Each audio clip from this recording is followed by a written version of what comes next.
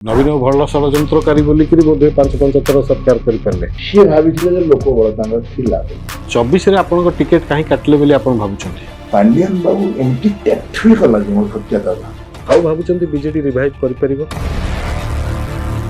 BJP आपण को 2029 रे पुणी प्रार्थी करिवो भाबुछन सब समय रे कोन सब कथा कहि होबो ना सब कथा करि हो 24 वर्षर शासन और 2 वर्षर शासन की तुलना कले आपण कोन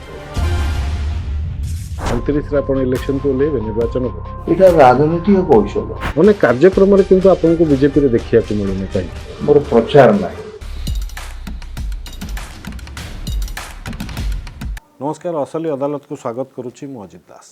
आज आम सहित अछंती बाबा प्रसन्न पाठशाणी 4 थर विधायक 5 थर सांसद विजु जनता दलर मूलदुआ पकाई किंतु आउ विजु जनता दल रे नाहांती तांको अनेक प्रतिश्रुति मिलता विजु जनता दल को राज्यसभा को पठाजिवो लोकसभा को पठाजिवो किंतु तांको शेषरे हताश करथिला दल परवर्ती स्टेज रे से दल मध्य छाड़िकी बर्तमान बीजेपी रे जोग दैछंती।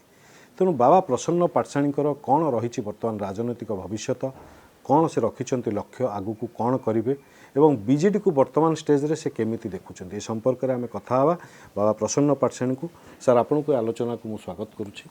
धन्यवाद सर गेरुआ वस्त्र को आपण गेरुआ पार्टी रे मध्य अछंती हां लागुची कि केउठी ना कोउठी आपण बीजेपी को आसीबा पई कि गत 40 वर्षर आपणकर जो राजनीतिक कैरियर सेटा गोटे मूलदुआ पकईला आपणकर हाँ एटा सत्य होते मूलदुआ पकई राजनीति रे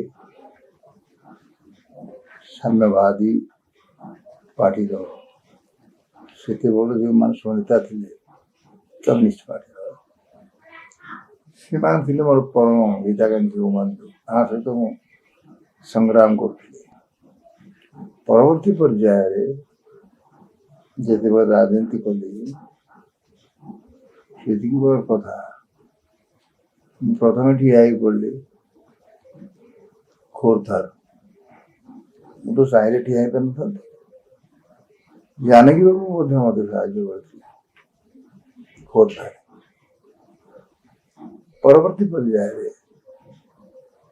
जानकी बाबूर मोर जो निबिड़ संपर्क थिला से विच्छेद होगा तापर मत खोर्धा लोक छाड़ी नी मो पुणी ठिया पड़े कहले इंडिपेंडेंट ठिया आम साहय खोर्धा जहाँ कहे दल ये तैयारी करी आप खोर्धार जगन्नाथ साथी जावड़ी फडणवीस संकट को आनी चिन्ह भाव से बहुत थोड़ा मीडिया कही बहुत परिश्रम कर नवीन नवीन आसी चुंबक विराट इतिहास सांग बुले बुलवा भितर ओडिया जान ओडिया कहले लोक भल लगे शुणिले ट्रुथरा कहवा भल लगे क्या तेणु परवर्ती समय कहली गोटे सत्यर बल हजार हाथीर बल सहित समान गोटे मिथ्यार बल है 1000टा गधर बल सहित समान तू हाथी हो कि गध हो तू निजे नवीन बाबू कौन हेले नवीन बाबू सेते बेले जो लड़ाई आरंभ है मुझे तो भाव में लोक भितर बुझे दिल्ली सारा ओडिशा को बुझे 24 रे बीजेडी आपन को टिकट कटला आपन को टिकट देला नहीं देला हां 2019 रे अरु पटनायक को देले सेतेले अरु पटनायक हारी गले 2024 रे भी आपन को टिकट देले नहीं नियम होची यदि पार्टी रो गोटे लोक हारी गला पुणी केमती दिहला पुरी रे सेठी भी हारी गला सेठी मु भी आई नथी पुरी रे मोर भारी इच्छा देला मो गाँ से गोटे पुरी जिल्ला रे चिलिया खोर्धा जेहेतु मत एते भाव साहाय्य करिछि लड़ाई में जो भाव खोर्धा साहाय्य मुझे सी भाव ପାଇକ ପୁତ୍ର ମାନଙ୍କ ଉପରେ ଏମିତି କୋଉ ସଭା ନେଇ ନ କହି ନ କରିଦେବା ଆପଣଙ୍କୁ ରାଜ୍ୟସଭା ପଠେଇବେ ବୋଲିକି ଗୋଟେ ଆଶ୍ୱାସନା ଦିଆଯାଇଥିଲା ଆପଣଙ୍କୁ ପଠେଇଲେ ମଧ୍ୟ ନାହିଁ ମୁଁ ରାଜ୍ୟସଭାକୁ ଯିବି ବୋଲି କହିନି କାହାକୁ ମାନେ ନବୀନକୁ ବି କହିନି ନବୀନ ପଟ୍ଟନାୟକ କହିଲେ ଘୋଷଣା କରିଦେଲେ ପ୍ରଥମ ବର୍ଷ ରାଜ୍ୟସଭାକୁ ଯିବି ମୁଁ ଚୁପ ରହିଗଲି ଦଳର ଶୃଙ୍ଖଳାରେ ଆବଦ୍ଧ ଜଣେ ଦଳର କର୍ମୀ ସେ କଣ କହିବ ଦଳ କାହିଁ କହିବ ମୁଁ କହିଲି ଠିକ ଅଛି ଯଦି ପଠେଇଦେବେ ଯିବି କଣ ଅସୁବିଧା ହେଉଛି କିନ୍ତୁ ଉଲ୍ଟା ହେଇଗଲା ସେ ଦେଲେନି ତ ଯେଉଁମାନଙ୍କୁ ଦେଇଥିଲେ ତା ରେକର୍ଡ ଦେଖନ୍ତୁ ଦଳ ପାଇଁ ତାଙ୍କର କଣ ତ୍ୟାଗ ଥିଲା ପ୍ରସନ୍ନ ପାର୍ଶ୍ୱ କଣ କହିବା ଆମର ଥିଲା ଏମିତି ହେଲେ କଣ ଗୌରବରଞ୍ଜନ ଜଗନ୍ନାଥ ସବୁଠୁ ଖୁସି ଯାହା କଲେ ଠିକ ଗୋଟେ କଥା ହେଉଛି ଯେହେତୁ ଆପଣଙ୍କର ଟିକେଟ୍ ଦେଲେନି ଆପଣଙ୍କୁ ରାଜ୍ୟସଭା କଥା ନବୀନ ପଟ୍ଟନାୟକ ନିଜେ ଘୋଷଣା କଲେ କିନ୍ତୁ ଦେଲେ ନାହିଁ 24ରେ ମଧ୍ୟ ଆପଣଙ୍କୁ ନିର୍ବାଚନ ଠିଆ ଲଢ଼େଇଲେ ନାହିଁ ଭୁବନେଶ୍ୱର ଲୋକସଭା ଆସନରୁ ଆପଣଙ୍କୁ ଲଢ଼େଇଲେ ନାହିଁ ଏସବୁ ପ୍ରସଙ୍ଗରେ ଆପଣ କ'ଣ କେବେ ନବୀନ ବାବୁଙ୍କ ସହିତ ଆଲୋଚନା କରିନାହାନ୍ତି କରିଛି କ'ଣ କହିଛନ୍ତି ଆପଣଙ୍କୁ ଯେତେବେଳେ ନବୀନ ବାବୁ ଆସିଲେ ମୁଁ ବି ଯାଇଥିଲି ସେତେବେଳେ ସମୟର କଥା କହୁଛି ପ୍ରଥମେ ସେ ଆମ ଘରକୁ ଆସିଲେ 8 ନମ୍ବରକୁ ଆସିଲେ ଆସିଲା ପରେ ଆଲୋଚନା ହେଲା ଗୋଟେ କଳା ଗାଡ଼ିଟା ଥିଲା କହିଲେ ଏଠି କଥା ନମସ୍କାର ବୁଝିବା ଆଗେ କଥା ହବା ମୁଁ ଯାହା କହୁଛି ଜଗନ୍ନାଥଙ୍କୁ ନେଇ କହୁଛି ସେ ପଛନ୍ଦ ଖବର ତାପରେ କହିଲେ ଆରେ ଶପଥ କରିବା ମୁଁ ତମକୁ ବିଟ୍ରେ କରିବେନି କି ତମେ ମତେ ବିଟ୍ରେ କରିବନି ମୁଁ ତ କାହାକୁ ବିଟ୍ରେ କରିନି ଆଉ ଆପଣ ବିଟ୍ରେ କରି କଣ କହିବେ ଆପଣ ସିଦ୍ଧାନ୍ତ ନିଅନ୍ତୁ ମତେ ଆପଣ ବିଟ୍ରେ କଲେ ଚଳିବ ଆପଣ କରିବି କି ନାହିଁ ସେଟା ଆପଣ ନିର୍ଭର କରିବେ ଏମିତି କଥାବାର୍ତ୍ତା ହলো ବହୁତ ଅନାବିଳ ଗୋଟେ ସ୍ନେହର ଡୋରି ଯେମିତି ବନ୍ଧା ମତେ ଲାଗିଲା ସେ ପିତାଙ୍କ ସହ ତାଙ୍କର କଥା ଯେ ଏତେ ଅନାବିଳ ସମ୍ପର୍କ ଭିତରେ ସେ ଆପଣଙ୍କୁ କାହିଁକି ଦିଦିଟା ଇଲେକ୍ସନରେ କାହିଁକି ଆପଣଙ୍କ ପ୍ରତି ସେ ବିଶ୍ୱାସଘାତକତା କଲେ ହଁ ସେଇଟା ଯେତେବେଳେ ସେ କହିଥିଲେ ସେ ରଖିଲେନି ବିଶ୍ୱାସ କଲେ ତାଙ୍କୁ ଯିଏ ଗାଇଡ୍ କରୁଥିଲେ ଯେଉଁ ଦୋଷ ଦେବାଟା ସହଜ ସେ ତ ମୋର ଲିଡର ଥିଲେ ମୁଁ କହି ପାଣ୍ଡିଆନକୁ ଦୋଷ ଦେଇଦେବି ଦୋଷ ଦଉଛି ମୁଁ କିନ୍ତୁ ନବୀନ ବାବୁ କଣ କରୁଥିଲେ ସେ ଲିଡର ହେଇ ଏ ଭୁଲ କରନି ପାର୍ଷଣୀ ଦେବା ପଡ଼ିବ ଆଉ ଆମେ ମାନେ କହିବାର ଏମିତି କହିବାର ଯୋଉ ଶକ୍ତି ଧୈର୍ଯ୍ୟ ବଳ ସବୁ ମୋର ଥିଲା ଏବେ ବି ଅଛି କିନ୍ତୁ ଦିନକୁ ଦିନ ଏମିତି ଭାବରେ କପଟ ଛନ୍ଦ ଭିତରେ ରାଜନୀତିର ଅନ୍ୟ ନାମ ହେଲା ଷଡ଼ଯନ୍ତ୍ର ଯିଏ ଭଲ ଷଡ଼ଯନ୍ତ୍ର କରିପାରିଲା ସେମିତି ଉପରୁ ଉଠିଲା ନବୀନ ଭଲ ଷଡ଼ଯନ୍ତ୍ରକାରୀ ବୋଲିକିରି ବୋଧହୁଏ 5 ଥର ସରକାର କରିପାରିଲେ ନିଶ୍ଚିତ ସଂଯୋଗ ଏଥର 24ରେ ବି ତ ବହୁତ ଷଡ଼ଯନ୍ତ୍ର କରୁଛନ୍ତି ଆପଣଙ୍କ ପ୍ରତି ବି ଷଡ଼ଯନ୍ତ୍ର କରୁଛନ୍ତି ସାଂଘାତିକ କିନ୍ତୁ ସରକାରକୁ କାହିଁ ଆସିପାରିଲେନି ଏଥର ଶୁଣନ୍ତୁ ଲୋକମାନଙ୍କର ସିଦ୍ଧାନ୍ତଟା ସବୁଠୁ ଶ୍ରେଷ୍ଠ ସିଦ୍ଧାନ୍ତ ଲୋକ ବଳ ଠାରୁ ବଳି ବଳ ନାହିଁ ଆପଣ ଭାବୁଥିଲେ କି 24 ଇଲେକ୍ସନ ପୂର୍ବରୁ ନବୀନ ବାବୁଙ୍କ ସହିତ ଆଉ ଲୋକ ବଳ ନାହିଁ ବୋଲିକିରି ସିଏ ଭାବିଥିଲେ ଯେ ଲୋକ ବଳ ତାଙ୍କର ଥିଲା ବୋଲି ଏବଂ ଲୋକ ବଳକୁ ଆହୁରି ଆଗକୁ ନେବା ପାଇଁ ମିଛ କଥା କହିଦେଲେ ପାଣ୍ଡିଆନଜୀ ସେ କହିଲେ ଯେ ଆପଣ ଜାଣିଛନ୍ତି ରେକର୍ଡରେ ଅଛି ଯେ ମୁଁ ରାଜନୀତି ମୋର ସନ୍ନ୍ୟାସ ନେଇଛି। ତମେ ତ ଚାକିରି କରିଥିଲ, ରାଜନୀତି କେବେ କଲ ଯେ ସନ୍ନ୍ୟାସ ନେଇଯିବ? ଏଇଟା ଭୁଲ ହେଲା। ଲୋକମାନେ ସେ ଭାବୁଛନ୍ତି ଲୋକ ଗୁଡାକୁ ଆପଣ ବୁଝେଇ ପାରିବେ। ଦେ ଆର୍ ସାଇଲେଣ୍ଟ ସ୍ପେକ୍ଟାଟର ଅବଜର୍ଭର। ସେମାନଙ୍କୁ ଆପଣ କୋଉଥିରୁ ବୁଝେଇବେ? ଥଣ୍ଡେ ବୁଝେଇ ଦେଲେ, ଏକଥର ବୁଝେଇ ଦେଲେ, ସବୁଦିନ ପାଇଁ ସବୁ ସମୟରେ ବୁଝେଇ ହୁଏ ନା। ଗୋଟେ ଚର୍ଚ୍ଚା ହେଉଛି ଯେ ବିଜେଡି ଇଲେକ୍ସନ ପୂର୍ବରୁ ବିଜେପି ହାତରେ ଏମ୍ପି ଏବଂ ଏମ୍ଏଲ୍ଏ ସିଟ୍ ଅଲରେଡି ସେମାନେ ଗୋଟେ ଡିଲ୍ କଲା ଭଳିଆ ଟେକି ଦେଇଥିଲେ। ଏଇଟା କେତେ ଦୂର ସତ? ଟେକି ଦେଇଥିଲା କିଏ? ମୁଖ୍ୟମନ୍ତ୍ରୀଙ୍କ ପରାମର୍ଶଦାତା ବୋଲି ସେ ସମୟର ମୁଖ୍ୟମନ୍ତ୍ରୀଙ୍କ ପରାମର୍ଶଦାତା ବିଜେପି କି ଯଦି ସେ ଟେକି ଦେଇଥାନ୍ତେ ଭଲ ହେଇଥାନ୍ତା। ଏ ଦୟନୀୟ ଅବସ୍ଥା ତାଙ୍କର ହେଇଥାନ୍ତା। ନବୀନ ପଟ୍ଟନାୟକ କେବେ ହାରିଲେ କାହିଁ? ସିଏ ତ ହାରିନାହାନ୍ତି। ଏଣ୍ଟର ଦଳଟା ଡୁବିଗଲା। ଏ ଦଳର ଆଦର୍ଶ ଦର୍ଶନ ଖୁବ ଭଲ ଥିଲା, କିନ୍ତୁ ହଠାତ୍ ଗୋଟେ ଦୟନୀୟ ପରିସ୍ଥିତିର ସମ୍ମୁଖୀନ ହେଲେ କାହିଁ? ସେଥିପାଇଁ ଦାୟୀ କିଏ? ମୁଁ କାହିଁ କହିବି? କିଏ ଦାୟୀ ଆପଣ? ନିଶ୍ଚୟ କରିବା ଲିଡରଙ୍କୁ, କିନ୍ତୁ ଲିଡରକୁ ମିସଗାଇଡ୍ କରୁଥିବା ଆଉ ଗୋଟେ ଲିଡର ବାହାରି ପଡ଼ିବ। ସେଟା ବାରମ୍ବାର କାହିଁ କହିବ? ନବୀନ ବାବୁଙ୍କୁ ଲୋକ ହରେଇଦେଲେ, ଓଡ଼ିଶାବାସୀ ହରେଇଦେଲେ ନା ନବୀନ ବାବୁଙ୍କୁ କିଛି ବିଜେଡିର ନେତା, କିଛି ପରାମର୍ଶଦାତା, କିଛି କାର୍ପଟଦାର ସେମାନେ ହରେଇଦେଲେ? ଲୋକ ହରେଇଦେଲେ। ସେମାନେ କାହିଁକି? ସେମାନେ ତ ବିଜେପି ପାର୍ଟିର କାମ କରୁଛି, କଂଗ୍ରେସ ପାର୍ଟିର କାମ କରୁଛି, ଇଏ ତ ବିଜେଡିର କାମ କରୁଥିଲେ। କଣଟା ଅସୁବିଧା ହେଲା? ସେ ନିଜେ ରିଭ୍ୟୁ କରିବା ନା। ଆପଣ କଣ ଆକଳନ କରୁଛନ୍ତି?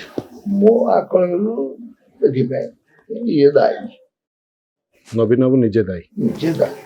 ଆଉ ଭାବୁଛନ୍ତି ବିଜେଡି ରିଭାଇଭ୍ କରିପାରିବ? ନେଭର।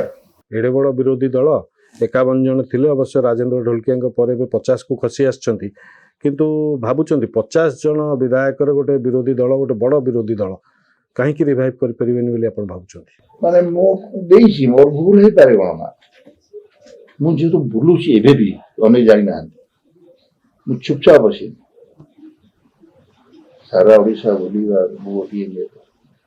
ଜଣଙ୍କ ସାଥିରେ ବୁଲେ, ଜାନକୀ ବାବୁ ସାଥିରେ ବୁଲିଛି, ନବୀନ ବାବୁ ସାଥିରେ ବୁଲିଛି, ବିଜୁ ପଟ୍ଟନାୟକ ସହିତ ବୁଲିଛି। ବିଜୁ ପଟ୍ଟନାୟକ ବୁଲିବାର ଯୋଉ ଆନନ୍ଦ ମୁଁ ଅନ୍ୟ କାହାଠାରେ ପାଇନାହିଁ, ଯୋଉ ସାହସ ଅନ୍ୟ କାହାଠାରେ ପାଇନାହିଁ। ଲୋକଙ୍କ ପାଇଁ କହିବା ଏବଂ କାର୍ଯ୍ୟ କରିବା ଗୋଟେ ନେତା ଆପଣ କାମ କରିଛି। ଆପଣ ବିଜେପିକୁ ଆସିଲେ, ଆପଣ ଭାବୁଛନ୍ତି ବିଜେପି ଆପଣଙ୍କୁ 2029ରେ ପୁଣି ପ୍ରାର୍ଥୀ କରିବ? ପ୍ରାର୍ଥୀ କରିବା ଲୋଭରେ ମୁଁ ଆସିନି।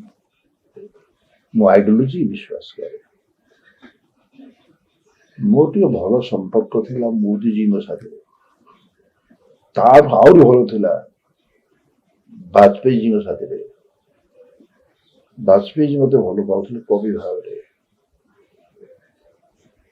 ମୋଦିଜୀ ମତେ ଭଲ ପାଉଥିଲେ। ମୁଁ ଯୋଉ ଯାହା କହେ, କେମିତି ଲଢେଇ କରେ, ସବୁ ଜାଣିଥିଲି ସେ। ତେଣୁ ସେଇଟା ଗୋଟେ ଆଇଡିଓଲୋଜିର ପ୍ରଶ୍ନ ଆସୁଛି ଏଠି। ସେ ଆଇଡିଓଲୋଜି ହେଉଛି ବର୍ତ୍ତମାନ ମୋଦିଜୀ ଭଳି ଯେଭଳି ଭାବରେ କାର୍ଯ୍ୟ କରୁଛନ୍ତି ଏବଂ ପାକିସ୍ତାନକୁ ଯେଭଳି ଭାବରେ ସେ ସାହସର ସହିତ ମୁକାବିଲା କଲେ, ସେଦିନକୁ ଆପଣ ମାର୍କ କରନ୍ତୁ। ଛୋଟିଆ କଥା, ଆପଣଙ୍କର ଆମେରିକାର ରାଷ୍ଟ୍ରପତି ଟ୍ରମ୍ପ, ସିଏ ଯେଭଳି ଭାବରେ କହିଲେ ନୋବେଲ ପ୍ରାଇଜ ମୁଁ ପାଇବାର କଥା ଶାନ୍ତି ପାଇଁ, ଏ ନୋବେଲ ପ୍ରାଇଜ ମତେ ଦେଲନି, ମୁଁ ସାରା ପୃଥିବୀରେ ଅଶାନ୍ତି ସୃଷ୍ଟି କରିବି, ଏମିତି କିଏ କହେ? ଏମିତି କିଏ କରେ କି ଗୋଟେ ଅନ୍ୟ ରାଷ୍ଟ୍ର ପ୍ରଧାନମନ୍ତ୍ରୀ ଧର୍ମପତ୍ନୀ ଉଠେଇ ଆଣିବା? କିନ୍ତୁ ଅନେକ ଘଟଣା ଘଟୁଛି ଏସବୁ, ପୁରା କଣ ଅତୀତରେ ଥିଲା କି? ଏବେ ସବୁ ଘଟୁଛି। ତେଣୁ ଏ ରାଜନୈତିକ ନେତାମାନଙ୍କୁ ଭାବୁଛନ୍ତି ସବୁ ସମୟରେ କଣ ସବୁ କଥା କହିହବ ନା ସବୁ କଥା କରିହବ? ସାରା ପୃଥିବୀରେ ବର୍ତ୍ତମାନ ପୃଥିବୀଟା ଗୋଟେ ଆତଙ୍କ ଭିତରେ ଯାଉଛି ବର୍ତ୍ତମାନ। ତାରି ଭିତରେ ମୋଦିଜୀ ତାଙ୍କର ଠିକ ଭାବରେ ଚାଲିଛନ୍ତି। କେତେବେଳେ କୋଉ କଥା କହିବା, କେତେବେଳେ ଠିକ ଭାବରେ ଚାଲିବା, କେତେବେଳେ ଓଡ଼ିଶାକୁ ଗୋଟେ ମୁଖ୍ୟମନ୍ତ୍ରୀ ଦେଇଛନ୍ତି। ଜଣେ ମୁଖ୍ୟମନ୍ତ୍ରୀ ଥିଲା ଏବଂ ଏ ମୁଖ୍ୟମନ୍ତ୍ରୀ ଖୁବ କମ ଦିନରେ ଯେଭଳି କାର୍ଯ୍ୟ କରୁଛନ୍ତି, କଥା କହିବାର ଶୈଳୀ ଏବଂ ଆଦିବାସୀ ଜନଜୀବନ ନୀତିଦିନ ଶୈଳୀ ଭିତରେ ସେ ତାଙ୍କର ପରମ୍ପରାଟାକୁ ଠିକ ଭାବରେ ଚଲେଇଛନ୍ତି, ରକ୍ଷା କରିଛନ୍ତି। ବିଜୁ ପଟ୍ଟନାୟକ ଆଉ ଜାନକୀ ପଟ୍ଟନାୟକ ଏ ଦୁଇ ଜଣଙ୍କ କଥା ତ ତୁଳନୀୟ ନୁହେଁ, କିନ୍ତୁ ପରବର୍ତ୍ତୀ ଷ୍ଟେଜରେ ଆପଣ ଯଦି ଦେଖିବେ 2000ରୁ 2026 ହେଇଗଲା। ନବୀନ ପଟ୍ଟନାୟକଙ୍କ ଶାସନ ଆପଣ 24 ବର୍ଷ ଧରିକି ଦେଖିଲେ, ଆପଣ ତାର ଗୋଟେ ପାର୍ଟ ମଧ୍ୟ ଥିଲେ, ଯେହେତୁ ଦୀର୍ଘଦିନ ଧରି ସାଂସଦ ଥିଲେ। ଏବେ ମୋହନ ବାବୁଙ୍କର ସରକାର ଚାଲିଛି, ମୋହନ ମାଝୀଙ୍କର ସରକାର ମୁଖ୍ୟମନ୍ତ୍ରୀ ଅଛନ୍ତି। 2 ବର୍ଷ ପାଖାପାଖି ହେଇଛି ତାଙ୍କ ସରକାର। 24 ବର୍ଷର ଶାସନ ଆଉ 2 ବର୍ଷର ଶାସନକୁ ତୁଳନା କଲେ ଆପଣ କ'ଣ କହିବେ? ନବୀନ ବାବୁଙ୍କର କେହି ନିନ୍ଦା କରୁନଥିଲେ, ଏବେ ବି କରୁନାହାନ୍ତି, ହେଉଛନ୍ତି। କିନ୍ତୁ ତାଙ୍କୁ ବର୍ତ୍ତମାନ କମ ଦିନରେ ବଳିଗଲେଣି ବର୍ତ୍ତମାନର ମୁଖ୍ୟମନ୍ତ୍ରୀ। ମୁଁ ମୋଦିଜୀ ଧନ୍ୟବାଦ ଦେବି। ତା ସହିତ ଶିକ୍ଷାରେ ଗୋଟେ ନୂଆ ଗୋଟେ ପରିବର୍ତ୍ତନ ଆଣିଛନ୍ତି ଏମାନେ ଧର୍ମେନ୍ଦ୍ର ପ୍ରଧାନ। କାରଣ ଶିକ୍ଷା ବୋଲି ମୁଁ ବିଶ୍ୱାସ କରେ, ଯଦି ଆପଣ ଦେଖିବେ ନୂଆ ଶିକ୍ଷାନୀତି ପ୍ରଣୟନଠୁ ଆରମ୍ଭ କରି ସ୍କୁଲ କଲେଜରେ ଯୋଉଭଳି ଭାବରେ ତାଙ୍କର କାର୍ଯ୍ୟକ୍ରମ ଚାଲିଛି, ଓଡ଼ିଶା ଆଗକୁ ରାଜ୍ୟସଭା ନିର୍ବାଚନ ଅଛି। 4ଟା ରାଜ୍ୟସଭା ଆସନ ପାଇଁକି ନିର୍ବାଚନ ହେବାକୁ ଯାଉଛି। ସଂଖ୍ୟା ଦୃଷ୍ଟିରୁ ଦେଖିଲେ ଆପଣ କ'ଣ ଭାବୁଛନ୍ତି, ବିଜେପି କେଇଟା ପାଇବ, ବିଜେଡି କେଇଟା ପାଇବ? ବିଜେପି ମୁଁ ମୋତେ କାହିଁ ଲାଗୁଛି ଯଦି ଠିକ ଭାବରେ ବିବେଚନା କରାଯାଏ 4ଟା ନେଇଯିବ। ମାନେ ତା ଅର୍ଥ ବିଜେଡିରୁ କ୍ରସ୍ ଭୋଟିଂ ହେଇପାରେ? ହଁ, ହବ କ୍ରସ୍ ଭୋଟିଂ ବିଜେଡି? ଅନେକ ଆପଣ ଜାଣିଛନ୍ତି ଅଧିକ କଥା, ମତେ କାହିଁ ପଚାରୁଛନ୍ତି, ବହୁତ ଥର ହେଇଛି, ଏଥର କାହିଁ ନବନି? ଲାଗୁଛି କୋଉଠି ନା କୋଉଠି ନବୀନ ବାବୁ ଗୋଟେ ବିଜେପି ସହିତ ଏବେ ବି ସାଲିସରେ ରହିଛନ୍ତି। ଗଠବନ୍ଧନ ଯୋଗୁ ଆସିଥିଲେ ପ୍ରମାଣିତ। ଇଏ ସାଲିସ ନ କରିବେ କିଏ କହିବ?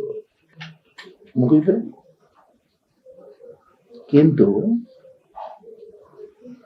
ସିଏ ତାଙ୍କର ସାଲିସରେ ମଧ୍ୟ ପାରିବେନି ବୋଲି ମତେ ଲାଗେ। ବର୍ତ୍ତମାନ ଲୋକ ମତ, ଲୋକର ସବୁ ଲୋକ ଚରିତ୍ର ସବୁକୁ ନେଇକି ସାମିଲ କରିକି ତାକୁ ପୁଣି ଗୋଟେ ନୂଆ ରୂପରେ ନୂଆ ଢଙ୍ଗରେ ଦେବା ପାଇଁ ଆଉ ସମୟ ନାହିଁ। 2 ବର୍ଷ ପଳେଇଗଲା, ଏବେ ପୁଣି ତ ପଞ୍ଚାୟତ ଇଲେକ୍ସନ ପଳେଇ ଆସିଲାଣି। ଏଇ ଇଲେକ୍ସନଟା ଗୋଟେ ଦବ ଶିକ୍ଷା। କ'ଣ ହବ ଏ ଇଲେକ୍ସନରେ ପଞ୍ଚାୟତରେ ଭାବୁଛନ୍ତି ଆପଣ? ଇଏ ଆସିବ, ବିଜେପି ଆସିବ। ବିଜେପି ଆସିବ। ଆପଣ ବିଜେପିରେ 2 ବର୍ଷରୁ ଅଧିକ ସମୟ ହେଲାଣି ବିଜେପିରେ ଯୋଗ ଦେଇ ସାରିଲେଣି। ହଁ, ମୁଁ ଯୋଗ ଦେଇଛି।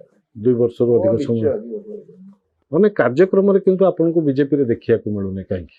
ନାଇଁ, କାର୍ଯ୍ୟକ୍ରମରେ ମୁଁ ଅଛି, ମୋର ପ୍ରଚାର ନାହିଁ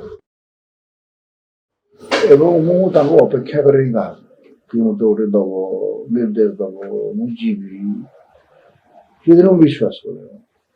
ଆପଣ ଯୋଉ ବିଭିନ୍ନ ଅଞ୍ଚଳ ବୁଲୁଛନ୍ତି କ'ଣ ପାଇଁ?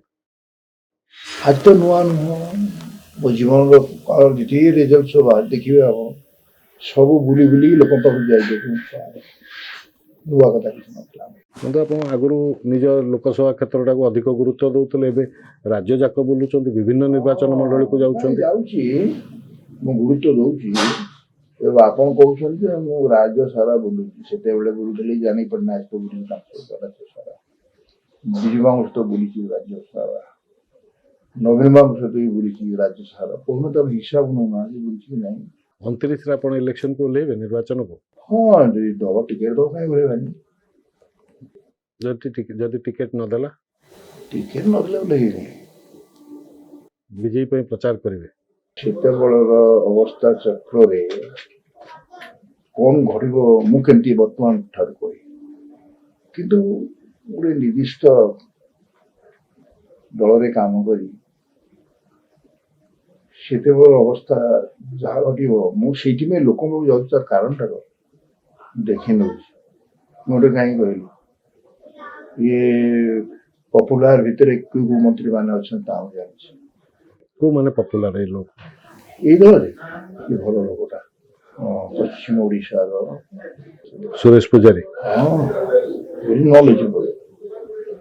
ଆଉ ଗୋଟେ ଆପଣଙ୍କର ବାପା ଆମ ସହିତ କାମ କରିଥିଲେ, ସାହିତ୍ୟ କବିବନ୍ଧୁ ଆମର ସୂର୍ଯ୍ୟବଂଶୀ, ସୂର୍ଯ୍ୟବଂଶୀ ଭଲ କାମ କରୁଛି ତ। ତା ସହିତ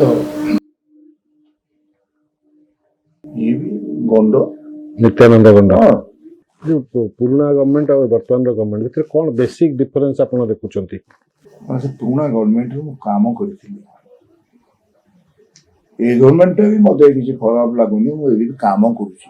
ଯେଉଁମାନେ କାମରେ ମାତିଯିବେ, ଲୋକଙ୍କ ସହିତ ଥିବେ, ଲୋକ ମତ କ୍ୟାରି କରୁଥିଲେ ମାନେ କରିବେ, ସେମାନଙ୍କ ଭିତରେ ହତାଶା ଆସିବନି। ତେଣୁ ଆପଣଙ୍କ ଭିତରେ ବର୍ତ୍ତମାନ ବି କୌଣସି ହତାଶା ନାହିଁ? କିଛି ନାହିଁ। ମୁଁ ଗୋଟେ କଥା କହୁଥିଲି ଆପଣଙ୍କୁ ନା, ବହୁତ ଦିନର ରାଜନୀତି ଭିତରେ ମୋର ଯୋଉ ଅଭିଜ୍ଞତା, ସେଥିରେ ହତାଶ ହବ କାହିଁ? ଏମାନେ ମତେ ମୋର କେବେ ପରାଧୀନ ହେଇଥାନ୍ତା ଯଦି ଏବେ ବି ଠିଆ ହେଇଥାନ୍ତା। ପାଣ୍ଡିଆନ ବାବୁ ଏମିତି ଟ୍ୟାକ୍ଟଫୁଲି କଲା ଯେ ମୋତେ ହତ୍ୟା କଲା, ତା ମୁଁ ଦୁଃଖିତ। କିନ୍ତୁ ତାଙ୍କ ବିରୁଦ୍ଧରେ କହିଲେ ଲାଭ ନାହିଁ। ଅନେକ କହୁଥିଲେ ସେ ଅନେକ ସର୍ଭେ କରିଛନ୍ତି, ସରକାରୀ ସର୍ଭେ ଅଛି, ପ୍ରାଇଭେଟ ସର୍ଭେ ଅଛି, ଏସବୁକୁ ସର୍ଭେକୁ କୁଆଡ଼େ ବେସ୍ କରି ଟିକେଟ୍ ଦିଆ ହେଇଥିଲା ବୋଲି କହୁଛନ୍ତି। ସର୍ଭେକୁ ଟିକେଟ୍ ଦିଆହେଲେ ପୁଣି ଆପଣ ସର୍ଭେକୁ ଅପେକ୍ଷା କରନ୍ତୁ, ତାହା କେବେ ସରେ ନା। ସର୍ଭେଟା ରାଜନୀତି କରୁଥିବା ଲୋକ ସର୍ଭେକୁ ବିଶ୍ୱାସ କରିବନି। ରାଜନୀତି ଥିଲା ମୋ ପାଇଁ ଏକ ସ୍ୱଳ୍ପକାଳୀନ ଧର୍ମ, ଧର୍ମ ଥିଲା ମୋ ପାଇଁ ଦୀର୍ଘକାଳୀନ ରାଜନୀତି। 29ଟାକୁ ଆପଣ କେମିତି ପ୍ରେଡିକ୍ଟ କରୁଛନ୍ତି 2029କୁ? 29ଟା ଆଉ କେତେ ଦିନ ଲାଗେ? 3 ବର୍ଷ। 3 ବର୍ଷ କମ୍ ଦେବା, ଭଲ ପ୍ରେଡିକ୍ଟ କରୁଛି। ଏବଂ ସେଥିରେ କାହା ପାଇଁ? କାହା ପାଇଁ? ବିଜେପି ପାଇଁ। ପୁଣି ବିଜେପି ସରକାରକୁ ଫେରିବ ବୋଲି ଆପଣ ଭାବୁଛନ୍ତି? ମୁଁ ଏଇଥିପାଇଁ ଭାବୁଛି, ଧରାଯାଉ ଆମର ଏଇ ଯୋଉ ନୂଆ ମୁଖ୍ୟମନ୍ତ୍ରୀଟିଏ ଜଣେ ଖୁବ୍ ଭଲ ଲୋକ, ଅନେଷ୍ଟ ଲୋକ, କଥାରେ ଚଳଣୀରେ ଏବଂ ଯାହା ବି କହୁଛନ୍ତି ତାହା ସେ କରୁଛନ୍ତି। ରାଷ୍ଟ୍ରପତିଟି ଆମ ରାଜ୍ୟର ବହୁତ ଭଦ୍ର, ମାନେ ସୁନ୍ଦର ତାଙ୍କ କାର୍ଯ୍ୟକ୍ରମ ଗୁଡ଼ିକ ଲୋକାଭିମୁଖୀ। ତା ସହିତ ଏବେ ଆସିଥିଲେ, ମୁଁ ତାଙ୍କୁ ଆରଥର ଦେଖା କରିଥିଲି, ଏଥର ଗରି ନାହିଁ। ସେ ତାଙ୍କର ପୁଣି ଆସିଛନ୍ତି, ମୁଁ ଯାଇନି ତାଙ୍କର, କିନ୍ତୁ ମତେ ଭଲ ଲାଗୁଛି ତାଙ୍କର ଚଳଣି, ବ୍ୟବହାର। ରାଷ୍ଟ୍ରପତିଙ୍କ ବିରୁଦ୍ଧରେ କୁହାଯାଏ। କିନ୍ତୁ ଅନେକ କଥା ରହୁଛି। ଗୋଟିଏ ରହିଲା ଯେ ବର୍ତ୍ତମାନ 2 ବର୍ଷ ପାଖାପାଖି ହେଲାଣି ଆପଣଙ୍କର କର୍ପୋରେସନ ଗୁଡ଼ାକ ବର୍ତ୍ତମାନ ପର୍ଯ୍ୟନ୍ତ ପୁନର୍ଗଠନ ହେଇପାରିଲାନି, ବୋର୍ଡ ଗୁଡ଼ାକ ପୁନର୍ଗଠନ ହେଇପାରିଲା ନାହିଁ। କ'ଣ ତାଙ୍କର ରାଜନୈତିକ ରଣନୀତି ଓ ରଣକୌଶଳ ଭିତରେ ତଫାତ ଅଛି ନା? ରଣନୀତି ଠାରୁ ରଣକୌଶଳଟା ଖୁବ୍ ଭଲ ଅଛି। ଏ ନୂଆ ମୁଖ୍ୟମନ୍ତ୍ରୀ ହେଇଛନ୍ତି, ଭାବନ୍ତୁ ଟିକେ ତାକୁ ଯଦି ସେ ଟିକେ ଆଉ ଟିକେ ଡେଭଲପ୍ କରୁଛି ଧୀରେ ଧୀରେ, ଆମେ ସବୁ ଆଶା କରିନଥିଲେ। ସେ ତ ବର୍ତ୍ତମାନ ସମସ୍ତଙ୍କୁ ବଳିଯିବେ ଯୋଉ କାମ କରୁଛନ୍ତି। ଆଉ ତା ସହିତ ନୂଆ ଚେତନା ଏବଂ ସମ୍ବିଧାନଟାକୁ ବଦଳେଇ ଦେଲେ ଖୁବ୍ ଭଲ ହୁଅନ୍ତା ସେମାନେ କହୁଛନ୍ତି। ହଁ, ସେତେବେଳେ ଯେତେ ଲୋକ ସଂଖ୍ୟା ଥିଲେ ତା ତୁଳନାରେ ବର୍ତ୍ତମାନର ଲୋକ ସଂଖ୍ୟା ଆଉ ଏଇ ଲୋକ ସଂଖ୍ୟା ଏଠି ବଢିଯାଇଛି ଆପଣଙ୍କର ବର୍ତ୍ତମାନ। ସେତେବେଳେ ଆପଣ ଯାହା କରୁଥିଲେ ଆଜି ତାହା ବି କରିବେ। ପ୍ରକୃତ ନ୍ୟାୟ କଣ ଲୋକ ପାଇଁ ପହଞ୍ଚି ପାରିବ, କିନ୍ତୁ ତାକୁ କେମିତି ପହଞ୍ଚିବାକୁ ହବ। ଯତ୍ନ ନେଉଥିବା ମାନ୍ୟବର ପ୍ରଧାନମନ୍ତ୍ରୀ ଏବଂ ଏଠାରୁ ମାନ୍ୟବର ମୁଖ୍ୟମନ୍ତ୍ରୀ ଆରମ୍ଭ କରି ବିଭିନ୍ନ ଷ୍ଟେଟ୍ରେ ଆପଣ ଦେଖିବେ କେମିତି ବେଗରେ ଚାଲିଛି ବିଜେପିର। ତେଣୁ ଏ ଦୃଷ୍ଟିରୁ ଏଇଟା ରାଜନୈତିକ କୌଶଳ। ତେଣୁ ଏ ଭିତରେ ମୁଁ ପଶିବାର କୌଣସି କାରଣ ନାହିଁ, ପଶେନି। ଲୋକଙ୍କ ପାଇଁ ଆମେ କେମିତି ଦେଖିବା କରିବା ସେଇଟା ବଡ ଲୋକଙ୍କ ପାଇଁ ଆପଣ କାମ କଣ୍ଟିନ୍ୟୁ ରଖିବେ। କଣ୍ଟିନ୍ୟୁ କରିଛି ତ ମୋ ଲାଇଫଟା କଣ୍ଟିନ୍ୟୁ କରୁଛି। ସଦାବେଳେ କ'ଣ ମୁଁ ସକ୍ସେସ୍ ହେଇଯିବି ନା, ଯେତିକି ହେଇଛି ମୁଁ ଭାରି ଖୁସି। କିନ୍ତୁ ମୋର ପ୍ରଚାର ନାହିଁ। ପାଇକ ଜାତି ଉପରେ ପାଇକ ଉପରେ ଲଢ଼େଇ, ତା ଉପରେ ପ୍ରଚାରରେ ଏଇ ବିଶ୍ୱଭୂଷଣ ହରିଚନ୍ଦ୍ର ମୋର ନିଜେ ପରା ପାଇକ ଉପରେ ଲଢ଼େଇ କରୁଥିଲି। ମୁଁ ଗର୍ବ କରେ ତାଙ୍କୁ, ମୋ ଗାଁର ଭଲ ଗଭର୍ଣ୍ଣର। ଏଇ ବିଜୟ ଗଭର୍ଣ୍ଣରଟି ଆସିଛି ମୋର ସାଙ୍ଗ ବନ୍ଧୁ। ଏକାଠି ଆମେ ରାଜନୀତି କରୁଥିଲୁ ପାର୍ଲାମେଣ୍ଟରେ। ଇଏ ବି ଗୋଟେ ଭଲ ଟ୍ୟାଲେଣ୍ଟେଡ। ଏଇଭଳି ଭାବରେ ସବୁଗୁଡ଼ାକୁ ନିନ୍ଦା କରିବା ଆଉ ନେଗେଟିଭ କହିବାଟା ଅତି ସହଜ। ସବୁଠୁ କଷ୍ଟ ହେଲା ପଜିଟିଭ କହିବା, ପଜିଟିଭ ମାଇଣ୍ଡ ରଖିବା, ପଜିଟିଭ ମାଇଣ୍ଡରେ କାମ କରିବା। ବୁଝতে ଆନନ୍ଦ ପାଉଛି। ନିଶ୍ଚିତ ଭାବରେ ରାଜନୀତିରେ ସବୁବେଳେ ଯେ ସଫଳତା ମିଳିବ ତା ନୁହେଁ। ଅନେକ ସଫଳତା ମଧ୍ୟ ମିଳିଛି ଏବଂ ଆଗକୁ ଅନେକ ସଫଳତା ମଧ୍ୟ ଆସିବ। ହୁଏତ ସିଧାସଳଖ ଭାବରେ ପ୍ରସନ୍ନ ବାବୁ ଆଗକୁ ନିର୍ବାଚନ ଲଢ଼ି ନ ପାରନ୍ତି, କିନ୍ତୁ ଲୋକଙ୍କ ପାଇଁ ଯେଉଁ ସେବା ରଖୁଛନ୍ତି, ଜାରି ରଖିଛନ୍ତି, ତାହା ଆଗକୁ ମଧ୍ୟ ଜାରି ରହିବ। ଆମ ସହିତ ଆଲୋଚନାରେ ଭାଗ ନେଇଥିବାରୁ ଆପଣଙ୍କୁ ଧନ୍ୟବାଦ। ମୁଁ ଆପଣଙ୍କୁ ଧନ୍ୟବାଦ ଜଣାଉଛି।